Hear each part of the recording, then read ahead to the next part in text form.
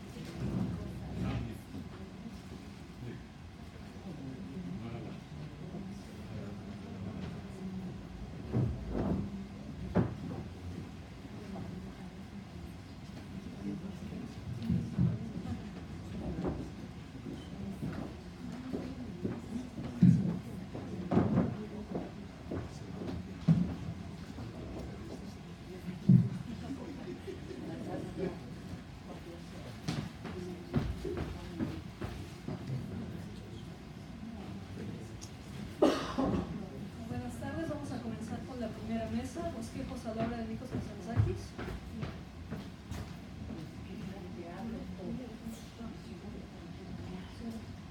Bueno, comenzamos con Mauro Rivera Castillo. Mauro Rivera es licenciado en Filosofía por la Universidad Panamericana.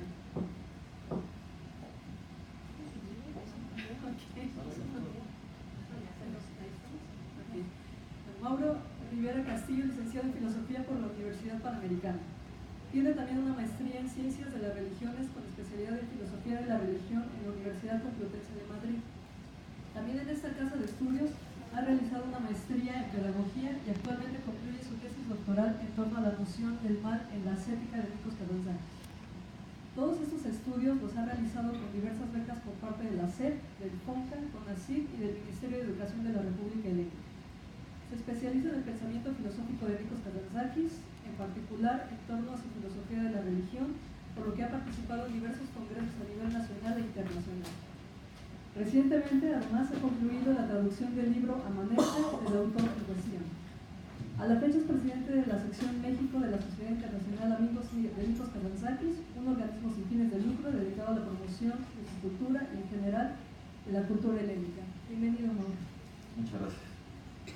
Bueno, muy buena tarde. Agradezco la presencia de tantas personalidades aquí, como los embajadores que nos han acompañado por la inauguración. La señora embajadora también, muchas gracias por su presencia. Goye, muchas gracias por estar aquí. Georgia, presidente también de la Junta Helénica, muchas gracias por su presencia. Señor Yorgos Stasienakis, presidente de la CIANC Internacional, muchas gracias por su presencia. Aristóteles y Yorgo. Ricardo Cornejo también, muchas gracias por todo tu apoyo al año. Muchas gracias. Doctor Medel del Carmen también, muchas gracias por todo su apoyo para la organización de este coloquio. Y a toda la comunidad universitaria que nos acompaña, muchas gracias por acompañarnos hoy a este coloquio dedicado al doctor griego Nikos Kazantzakis. Representa para mí un honor muy grande que la UNAM nos abra sus puertas para conmemorar el 30º aniversario de la promoción de la CIANC, precisamente dentro del marco de celebraciones de la presencia de la enseñanza de la lengua griega aquí en la ENALT. En esta conferencia señalaré las líneas generales de la filosofía, específicamente de la filosofía de la religión de Kazantzakis, paralelamente a las influencias que tuvo en la elaboración de su pensamiento, tomando como hilo conductor algunos puntos de la filosofía nietzscheana, que curiosamente hoy también cumpliría años Nietzsche. Esto no quiere decir que voy a tener una exposición sobre Nietzsche, sino que voy a aprovechar algunas tesis para señalar cuáles son las correspondencias en el pensamiento kazantzakiano. Esto se va a realizar en dos momentos. Uno, durante el periodo de juventud de Kazantzakis, que por cuestiones de tiempo solamente me limitaré a señalar algunos de estos puntos. Y en esta ocasión me voy a dedicar más al segundo periodo, que corresponde a sus obras de madurez, escritas desde 1918 hasta su muerte en el 57, entre las cuales encontramos los libros más conocidos del autor, como Vida y Hechos de Alexis Orbán, que ya ha sido mencionado anteriormente, La Última Tentación, El Pobre Alcides e Informal Greco. Así pues, se van a retomar 5 puntos de la filosofía nietzscheana para ilustrar el pensamiento de Kazantzakis. El primero a ser la crítica al dualismo ontológico de los platonismos, el segundo, la inversión a la tabla de valores, el tercero, la muerte de Dios, el cuarto, la persistencia de la sombra del Dios muerto, y por último, la importancia de los mitos.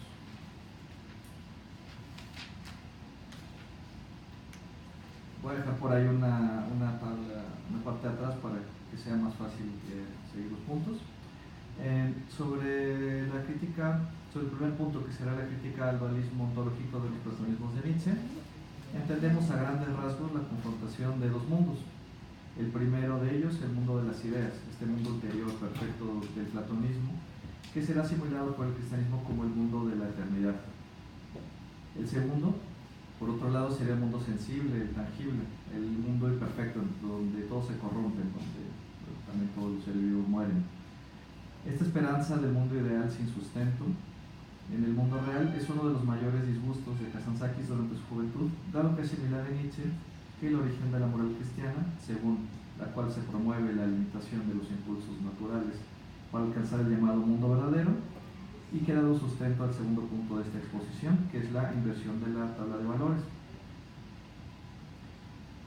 La moral cristiana, según Kazantzakis, comprendió de la crítica nietzscheana, generó costumbres que desatan valores inferiores del hombre a través de ritos de ruego, de muerte, de encierro, e inventó sentimientos desconocidos en la antigüedad: la sensibilidad, el éxtasis, la reverencia. En este sentido, Kazantzakis indica el surgimiento de un eros carente de pasión, que hasta entonces tampoco se había propuesto.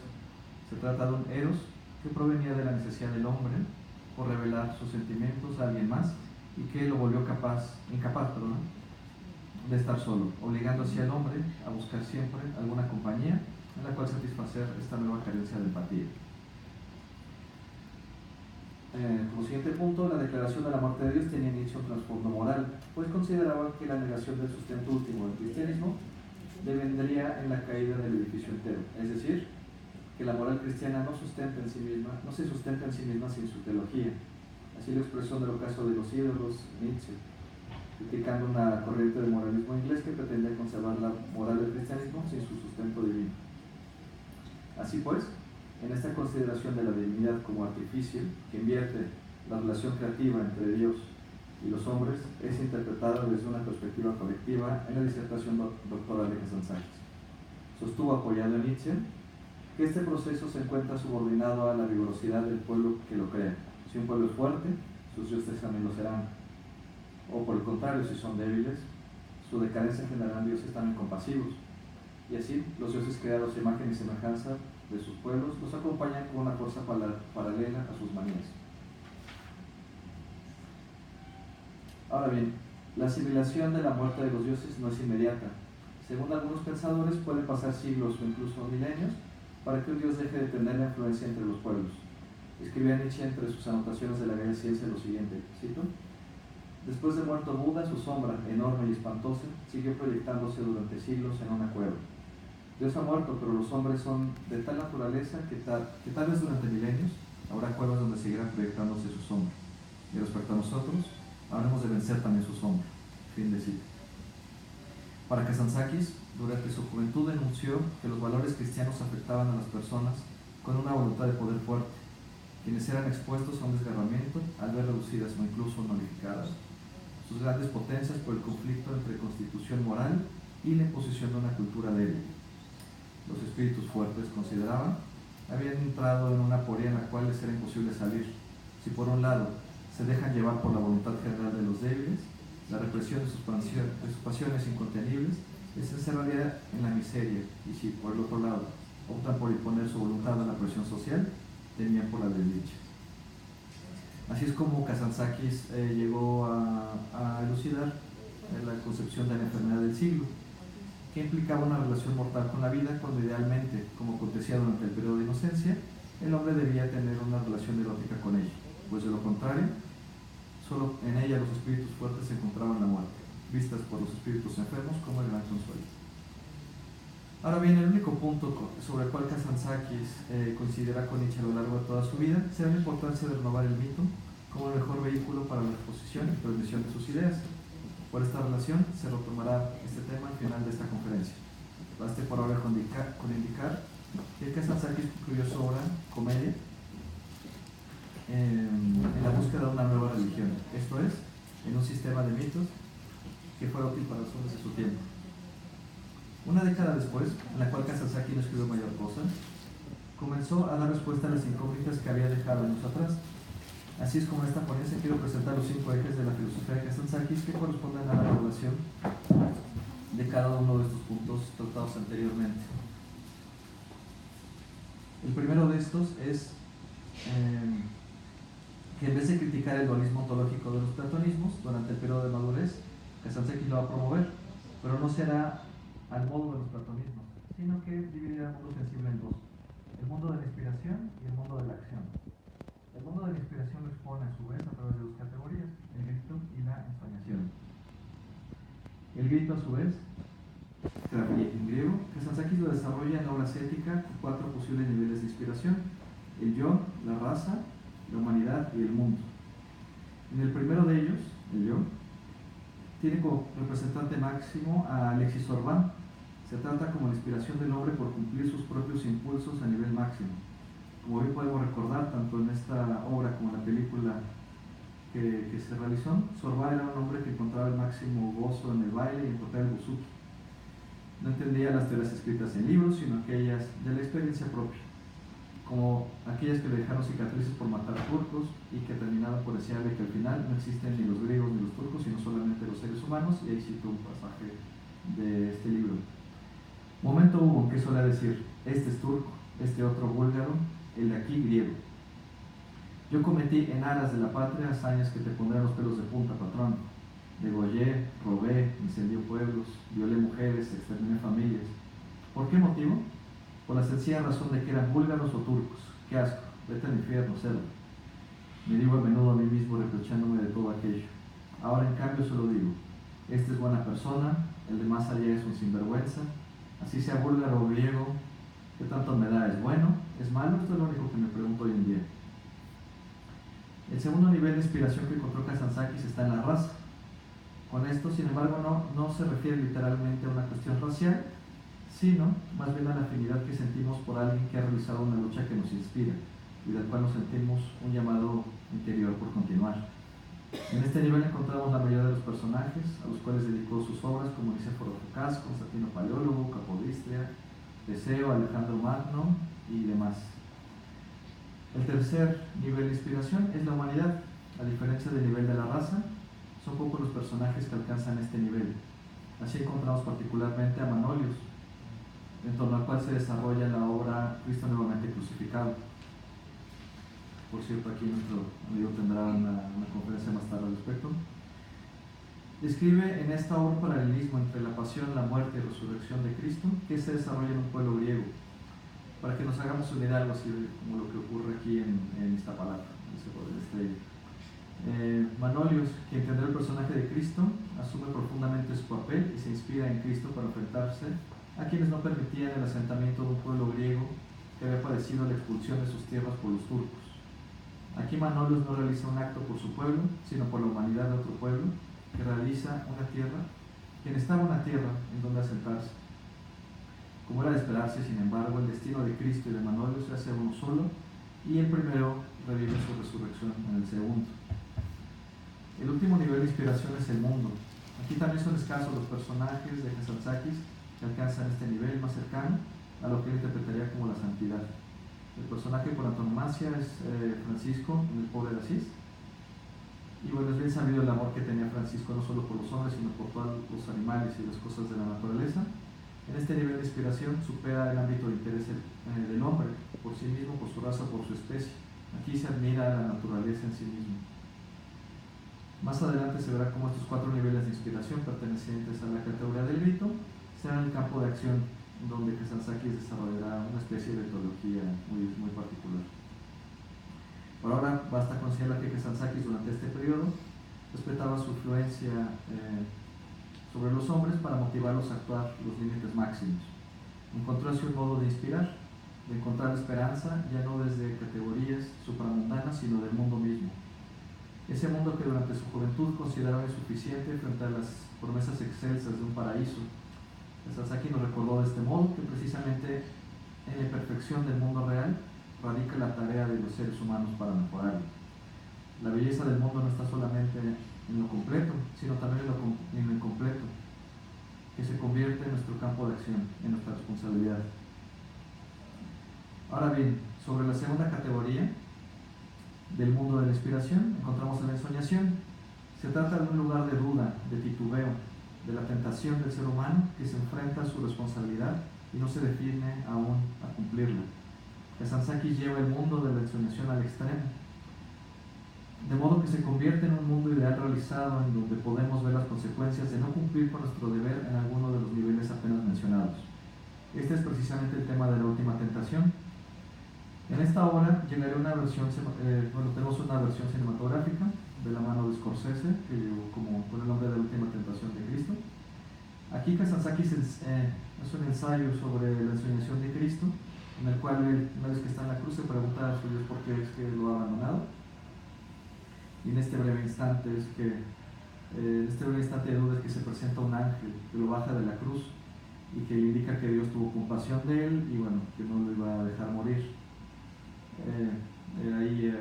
Tengo una cita de este libro en donde el ángel le dice: cálmate, amado, y sus ojos fascinadores reían. No te agites, no te crucificaron, fue un sueño, viviste toda tu pasión en un sueño. Subiste a la cruz, te clavaron las manos y los pies en sueños, y tus manos en sus pies y tu costado se abrieron 5 llagas con tal fuerza que aún ahora, mira, chorrean de sangre. Fin de cita. Jesús tiene entonces una vida normal, se casa con María Magdalena, tiene hijos, vive pacíficamente, pero poco antes de morir se enfrenta a los apóstoles, a sus antiguos apóstoles, quienes no dejaron de luchar por el mensaje que él estaba difundiendo y le reclaman por no haberse dejado morir en la cruz y por ello no haber salvado ni a su pueblo ni a la humanidad. Solo entonces Cristo comprende que el ángel que lo salvó no era sino Satanás, quien había fracasado en tentarlo en el desierto, pero que lo había conseguido una vez que ya estaba en la cruz.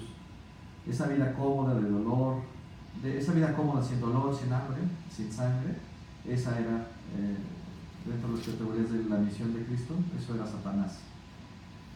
La ensoñación es, por tanto, este mundo ideal que adquiere un carácter positivo, por ser el lugar en donde el ser humano puede ensayar las consecuencias de sus dudas para inspirarse en el mundo real y llevar su acción a un nivel más alto. Ahora bien, pasamos al segundo mundo, el mundo de la acción. Este es el mundo real que para Kazantzakis es el más importante, dado la influencia que tuvo en aquella época del comunismo. En este punto es importante aclarar 2 cuestiones: la supremacía de la acción de la teoría y la renovación kazantzakiana del concepto teológico de transubstanciación. Sobre la supremacía de la acción sobre la teoría, este es un lugar común en las obras que se refieren al acercamiento de Kazantzakis al comunismo, como Toda Rabá y sus reportes de viajes cuando visitó Rusia en varias ocasiones. Si bien es cierto que durante estos viajes a Rusia se desencantó con el régimen comunista de la Unión Soviética, admiró profundamente la devoción de los comunistas por la acción. La teoría, consideraban, es un importante detonante. Pero al final es la acción el culmen del ser humano. Así, por ejemplo, Kazantzakis consideraba a Marx como la teoría del comunismo y a Lenin como su realización. Por ello es que el deber del auténtico comunista era más el seguir al segundo y no al primero. Leemos en Toda Rabá un diálogo entre 2 amigos que se encuentran, cito. El primero pregunta: ¿conoces a Marx? El segundo responde: sí, tenemos un busto a la entrada de nuestras oficinas. ¿Pero lo has leído?, insiste el primero. A lo cual responde el segundo: ¿leerle? ¿Por qué? Si ya Lenin lo leyó. Fin de cita. Ahora bien, sobre el segundo punto, que es la transubstanciación, este es uno de los conceptos más importantes en la filosofía de Kazantzakis. Lo renovó de su sentido original de la teología cristiana, según el cual el pan y el vino cambian su sustancia en la consagración para convertirse en el cuerpo y la sangre de Cristo en la Eucaristía. Así pues, Kazantzakis toma este concepto y lo extrapola analógicamente a la dimensión máxima de la acción. La transubstanciación así dejará de ser un ámbito exclusivo de los sacerdotes y de la misa para formar parte de las acciones del hombre común en su vida cotidiana. La transubstanciación sería ahora la acción por la cual un ser cualquiera alcanza su perfección máxima. Así, cuando Kazantzakis veía una semilla, veía que la tarea del campesino era transubstanciarla en un árbol. Cuando veía un trozo de pan, el deber del hombre era comerlo y convertirlo en trabajo. La transubstanciación deja entonces de ser una categoría teológica del mundo ulterior, como en el cristianismo, para conformar una teología en el mundo sensible. Kazantzakis devolverá así la religión al mundo real y las acciones religiosas al hombre común. Por supuesto que para las iglesias esto resultaría escandaloso, pues esta tesis remueve la exclusividad de la experiencia religiosa de las organizaciones eclesiásticas, mientras que promovía una espiritualidad telúrica, esto es, ya no fundada en otro mundo, sino sostenida en realidades más cercanas, aquellas a las cuales los seres humanos se enfrentan día con día. La santidad para Kazantzakis se encuentra en el esfuerzo de una madre por alimentar a su hijo, en el esfuerzo de un padre que ha trabajado todo el día en el campo, en el hijo que a su vez transubstancia el esfuerzo de sus padres en estudio, en trabajo. Una vez establecido lo anterior, la nueva tabla de valores que propuso Kazantzakis durante su madurez no tendrá una formulación absoluta, al menos como lo indica en la Ascética. En esta obra indica primero que hay dos caminos posibles, el del ascenso, esto es, el del camino del espíritu, de la divinidad, y por otro lado el de descenso, que es el de la carne, el de la materia. Recordemos por lo visto anteriormente que en ambos casos nos encontramos dentro del mundo sensible, por lo que la dicotomía es por tanto aquella en el mundo sensible que nos lleva a perfeccionar nuestro ámbito de acción, o bien la de evitar nuestra misión y dirigirnos hacia la comodidad. En otra formulación, Kazantzakis indica que un modo más fácil para reconocer el camino de la espiritualidad es identificar cuál es el más difícil y preguntarnos esto insaciablemente. De ahí que hay tres tipos de oración que definen tres tipos de almas en tres tipos de oraciones. La primera dice: Señor, soy un arco en tus manos, ténsame, que si no voy a pudrirme. La segunda: no me tenses demasiado, que me rompo. La tercera: ténsame todo lo que puedas, y si me rompo, ¿qué más da? Kazantzakis invitará a vivir la vida misma que se ha tenido, pero con otra mirada, ya no con la decepción de la ausencia de un mundo ulterior que dé razón al mundo imperfecto presente, sino con la sensación de que la liberación de la divinidad en la imperfección del mundo depende de nosotros y solo de nosotros. Nuestro sudor y nuestro cansancio tienen un nuevo sentido, que, por breves instantes, los hombres nos convirtamos en los salvadores de Dios. En esta tesis, Kazantzakis adelanta propuestas filosóficas como la de Max Scheler, quien indicaba que la posibilidad entera se encuentra en Dios, pero que la acción de su realización depende solamente de los hombres. Así, la inversión de la tabla de valores en Kazantzakis es a la vez la inversión de la responsabilidad con Dios, con los demás hombres y con el mundo. Dios no es más ya el liberador, sino a quien se libera. El liberador es el ser humano y el que ha de cumplir con su deber. Si es agricultor, liberar a Dios de la semilla. Si es un soldado, liberar a Dios matando a sus enemigos, etc. El bien y el mal bajo esta concepción se igualan en su valor. Acciones anteriormente consideradas como malas, por ejemplo como la traición, desde una visión más general, ayudan con el mismo peso e incluso mayor a la transubstanciación. Un ejemplo de esto es la consideración que Kazantzakis tuvo sobre Judas. En la última tentación, Judas es el apóstol más cercano a Jesús y por ello el encargado para traicionarlo. Pues le dice Jesús: sin traición no hay crucifixión, y sin crucifixión no hay salvación. El valor de la acción de la traición es que en sí misma parece mala, pero en una visión más general es buena para todas las acciones. Y todas las acciones son liberadoras desde una visión universal. Así es como llegamos a la correspondencia de Kazantzakis con la tercera tesis de Nietzsche sobre la muerte de Dios. La naturaleza de Dios de Kazantzakis ha de leerse desde el mundo sensible y no desde un mundo ulterior. El Dios de Kazantzakis es la intuición de la totalidad de las transubstanciaciones particulares en cualquiera de los cuatro niveles de inspiración antes vistos, es decir, el yo, la raza, la humanidad y el mundo.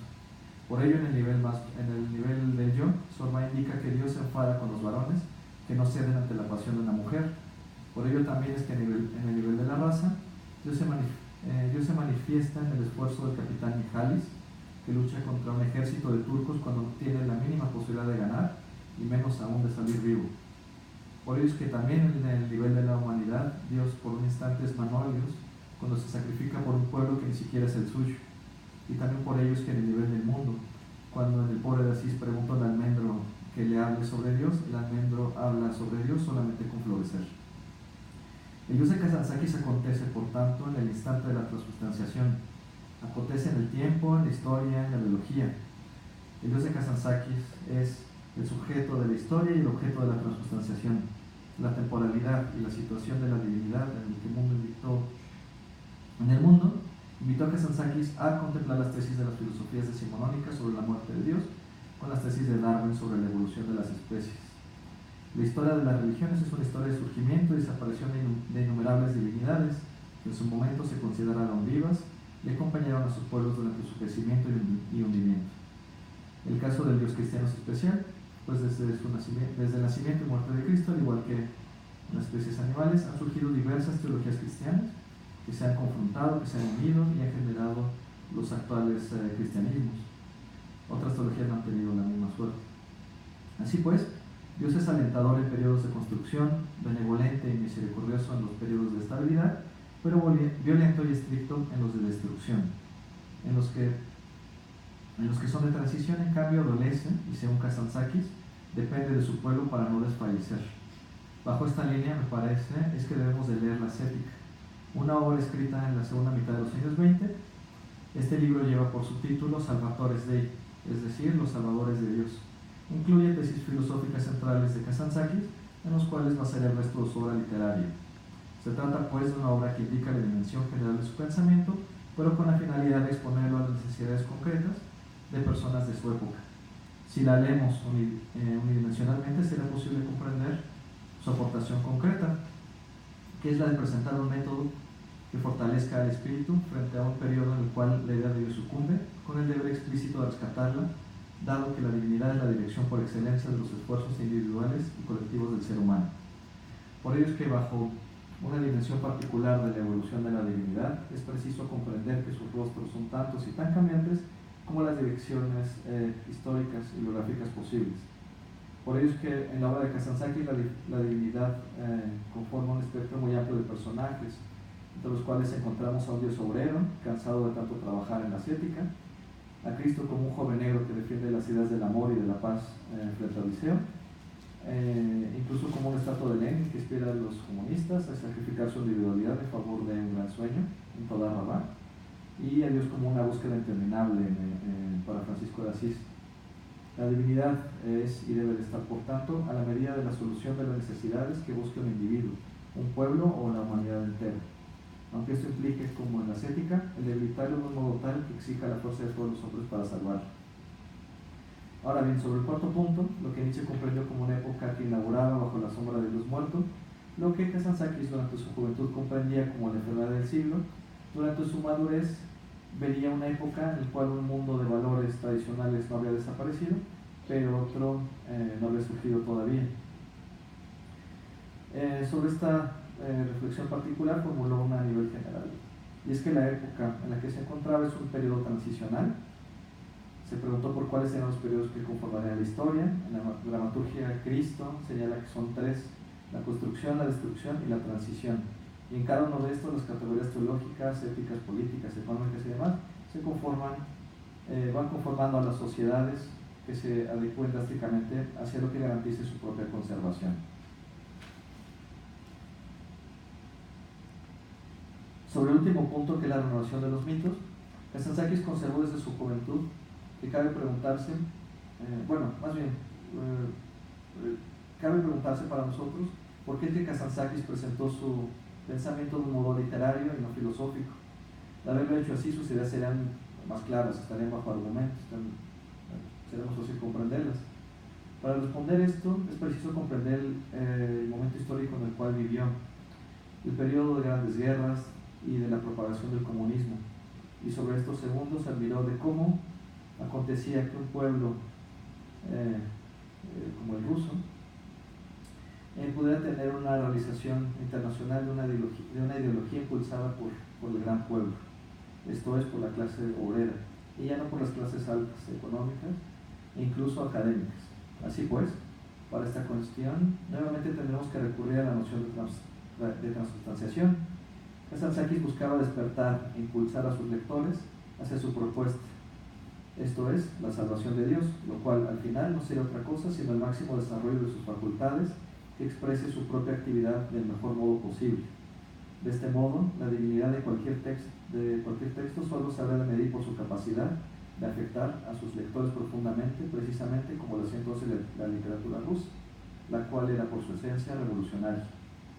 De este modo, el lector al cual Kazantzakis se dirige no es el académico interesado en minucias teóricas, ni el aristócrata con una vida acomodada, sino la persona común, sin una educación avanzada y con dificultades para cubrir sus necesidades básicas.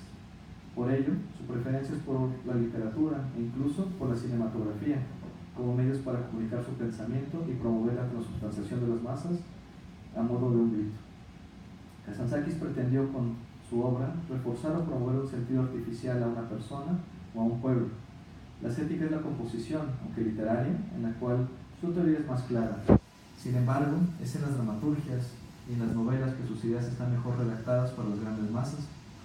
Para ello, Kazantzakis sugirió que hacen falta mecanismos que inspiren a las personas a actuar de determinada forma. Es por esta razón que no escribió conceptos fríos que solo convencieran a los eruditos, más bien revistió a los conceptos y a las ideas de carne y de huesos. Los dotó de emociones contradictorias, de conflictos, y los confrontó con enemigos. Así convirtió los conceptos en personajes.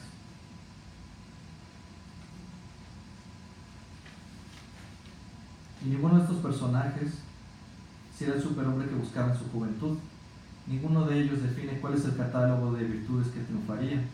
Ninguno de ellos es un completo triunfador. Todos ellos son acaso personajes que luchan y que luchan de más incluso.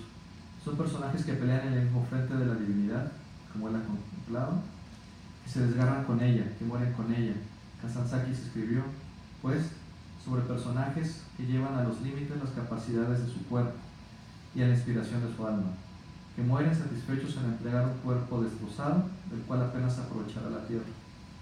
Quiero cerrar esta breve conferencia con lo siguiente. Kazantzakis no encontró en su filosofía al superhombre, sino a los hombres de su época. Les reconfortó y les dio guías para seguir adelante a pesar de ver su país invadido, a pesar de ver a sus hijos muertos. Y a los que no temen morir de hambre, dejó la misión de luchar por quienes sufren de inanición. El valor de su obra no es, por tanto, el intelectual, sino el que su obra se convierta en actos. Muchas gracias.